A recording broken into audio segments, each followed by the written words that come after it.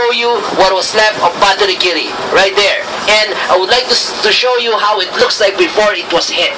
Now to the right there are 4 mortars there, right on the other side there's another 4 mortars there, and see this big crater right here? This crater was once where the center magazine was once located. Now it looks like this: 4 mortars here, 4 mortars here. At the center is the center magazine.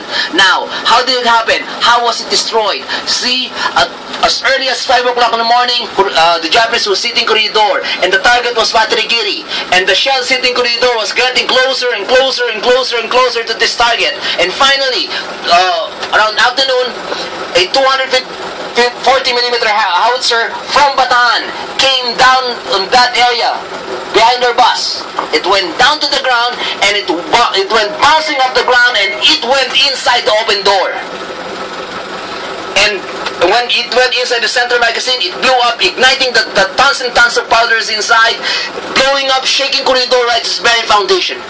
And everybody in Corregidor heard it. It was just like a huge volcano that erupted, and debris was falling all over Corregidor, and it resulted to the complete destruction of this battery. In fact, the 4 mortars on that side, 2 of them stayed there, but the other 2 mortars went flying to the side of the mountain.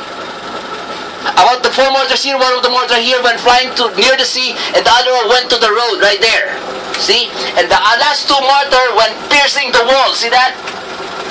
1 of the mortars you can still see because you can still see the bore, but the other one went way inside the wall. And ladies and gentlemen, the single 240mm howitzer was the greatest, most devastating blow ever delivered by the invaders to the defenders of Corregidor, and it meant for the complete destruction of Battery Gilley. Now we have 11 working mortars, right? Making it impossible for the Japanese to land anywhere in the island.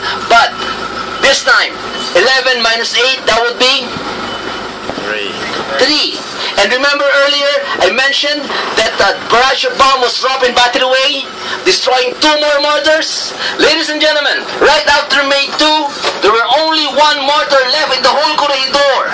And the Japanese knew this. So that's why on May 5, 1942, the Japanese assigned 10,000 soldiers to land in Corregidor. They were supposed to land on the head, but they were blown away to the tail. And on the morning, the Japanese were able to land on the tail of the island, on the shoreline. And out of desperation, the Filipino-American soldier, well, they're on top of the hill, they were watching the Japanese landing on the shore. And out of desperation, they started throwing shells, live shells at the enemy on the beach area, and it resulted to lots of casualty from the Japanese, right?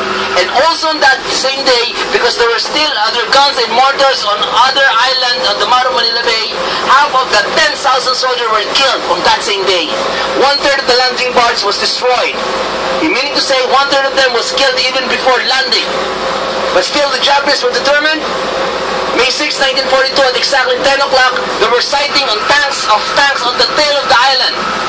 Ladies and gentlemen, the presence of tanks on the tail was meant desperation for the whole Corregidor, simply because there were no anti-tank weapon nor tanks also in Corregidor.